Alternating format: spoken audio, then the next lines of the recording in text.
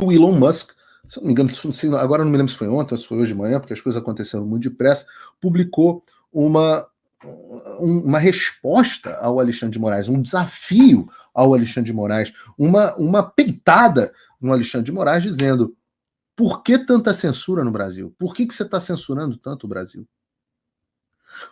E a coisa começou a sair mais de controle e começou a ganhar mais notoriedade quando, eu vou botar aqui para vocês, deixa eu mudar essa visão aqui, não é muito boa, vou botar essa aqui, quando o Elon Musk retweetou o Michael Schellenberg. Eu disse a vocês que o Schellenberg era um jornalista reconhecido e famoso.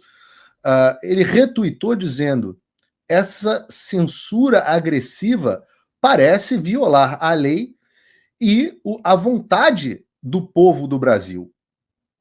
Disse o Elon Musk retweetando os Twitter Files num post que já atingiu mais de 4 milhões de visualizações. Vejam, o homem mais rico do mundo, ou segundo, ou terceiro, etc., fez um post dizendo que, retweetando os Twitter Files do Michael Schellenberg, dizendo que a censura do Brasil tinha parecer violar a lei. Atenção, Senado, crime de responsabilidade, violar a lei e a vontade do povo do Brasil. Claro que viola a vontade do povo do Brasil, porque o povo do Brasil ama poder falar aqui no Twitter, no X, e o Alexandre estava impedindo, né? Eu mesmo sou impedido de agir. Então, quando eu vi ele falando isso, eu respondi. Eu fui lá e respondi: sim, então por que cumprir as ordens? Porque ordens ilegais não devem ser cumpridas. Assim como eu não cumpro as ordens que são ilegais, poxa, imagina um cara do tamanho do Elon Musk. E eu falei para ele: o Rumble e o Locals não cumpriram. Isso foi um trabalho grande feito junto ao Rumble e ao Locals, e muita gente me criticou na época, para que eles peitassem. Ora, os CEOs são meus amigos, não é segredo para ninguém. E eu falei: ordem ilegal não se cumpre. Não pode ser cumprida. O que é isso? Um tirano de um país, daqui a pouco o rei lá da Botsuana resolve que tem que começar a banir as pessoas e vai começar a banir. O que é isso? Liberdade de expressão existe sim. Internet não é terra sem lei, é terra do marco civil da internet no Brasil. Mas o marco civil da internet não é a vontade pura e simples do Alexandre. Só que o Rumble e o Locals, por maior que seja o Rumble, hoje uma empresa de $1 bilhão, e o Locals também, uma empresa subsidiária do Rumble grande, por maior que sejam, eles não são o X. Eles não são o Twitter, né? O X. Não tem comparação. É muita diferença de proporção. As grandes redes do mundo são o X, o Instagram, Facebook, né, a Meta, e o YouTube do Google. O Rumble e o Locals ainda não tem essa dimensão. E o TikTok dos chineses, né? Então, o que eu disse ao Elon Musk foi: você é poderoso o suficiente para fazer a diferença. Então, é o que eu digo a interlocutores e amigos em comum. Se ele é um absolutista da liberdade de expressão, como ele diz que é, e pelo amor de Deus, eu li outro dia o pai do energúmeno, que eu chamo de energumenão, falando, o republicano Brasil 247, o que é bom, porque mostra quem é energúmeno, quem é a família energúmena, né? Quem são esses caras, o tamanho, o que eles representam, né? E ele falando: o Elon Musk é apoiador do Trump. Esses caras são tão retardados que eles só conseguem enxergar as coisas nesse espectro: Trump, Bolsonaro e o resto. Não, o Elon Musk sequer votou no Trump. O Elon Musk sempre foi um cara que votou no Partido Democrata. O Elon Musk sempre foi um cara progressista, liberal. E eu falo para as pessoas, quando eu digo para as pessoas que eu não sou exatamente conservador, porque eu não tenho essa construção de conservador pronta, ideológica, para vários casos eu sou progressista. Porque eu acredito que a conservação e o progresso são duas forças importantes. Eu sempre falo para vocês, na hora que chegar a turma do é hora de censurar, proibido usar mulher usar calça legging, mulher tem que ficar em casa, eu estou do outro lado. Eu entro pro lado liberal. Eu tenho uma veia liberal mais forte. Então, o Elon Musk é isso mais à esquerda do que eu, provavelmente. Então não é apoiador do Trump. Mas ele é uma pessoa poderosa o suficiente para fazer a diferença. O Elon Musk é poderoso o suficiente para fazer a diferença. Se não ele, quem? Se não ele, quem?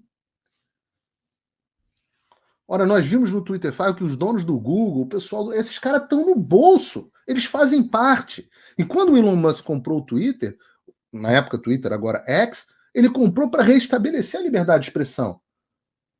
Porque ele gastou 44 bilhões de dólares para restabelecer a liberdade de expressão, para que o Twitter seja a plataforma para o livre mercado das ideias. É uma visão de mundo diametralmente oposta à visão do Alexandre, que diz que governos e pessoas iluminadas devem e podem determinar o que vai ser ou não dito.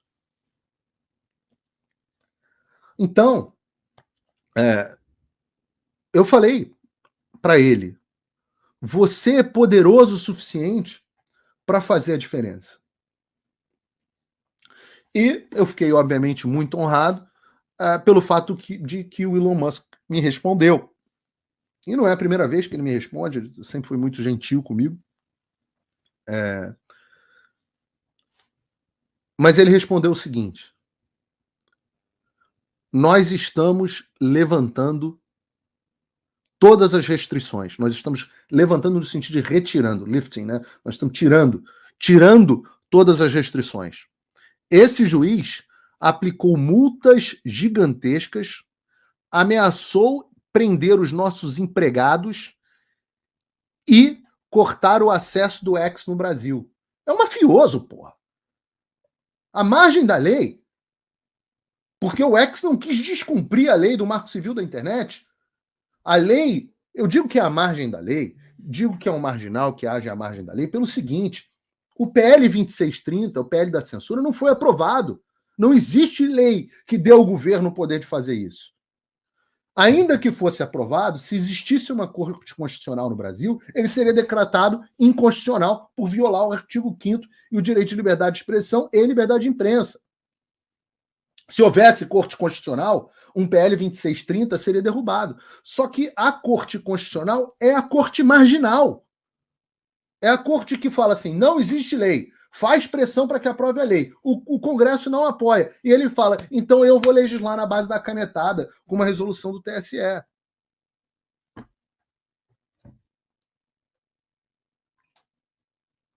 Algumas pessoas aqui ficaram surpresas quando eu falei que eu tinha um lado progressista. Pois aí não é o tema da live, mas vale as pessoas estudarem o que era o Progressivism Movement nos Estados Unidos no início do século XX.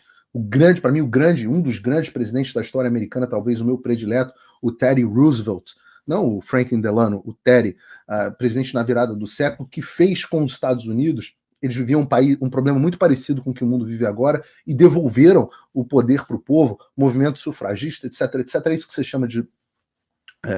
foi isso que eu me referi. Né? Então, quando ele diz, como resultado, nós estamos levantando todas as restrições, esse juiz aplicou multas gigantescas e ameaçou prender os nossos empregados e cortar o acesso do X no Brasil, como resultado de levantar todas as restrições, nós provavelmente vamos perder toda a renda do Brasil e ter que fechar o nosso escritório lá. E aqui entra a frase bonita. Mas princípios importam mais do que...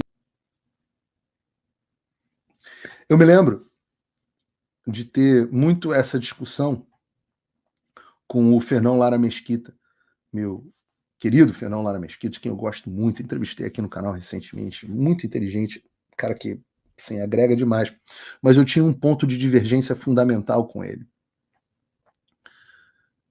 Eu dizia que o que ia salvar o mundo eram pessoas virtuosas.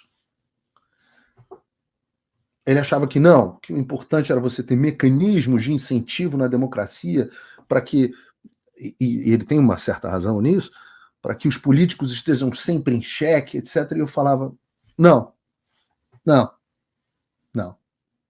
Não, e aí talvez por ser cristão, né? Por ser da religião que viu um homem, Moisés, libertar todo o seu povo. Da religião que viu um homem se levantar contra um gigante. Da religião que viu um homem carregar todo o pecado da humanidade. E tantos, e os mártires, e os santos, e o impacto que isso teve no mundo. E eu dizia, não, é a virtude. São homens virtuosos que vão salvar o mundo. E quando alguém diz princípios importam mais do que lucro, isso é uma pessoa virtuosa.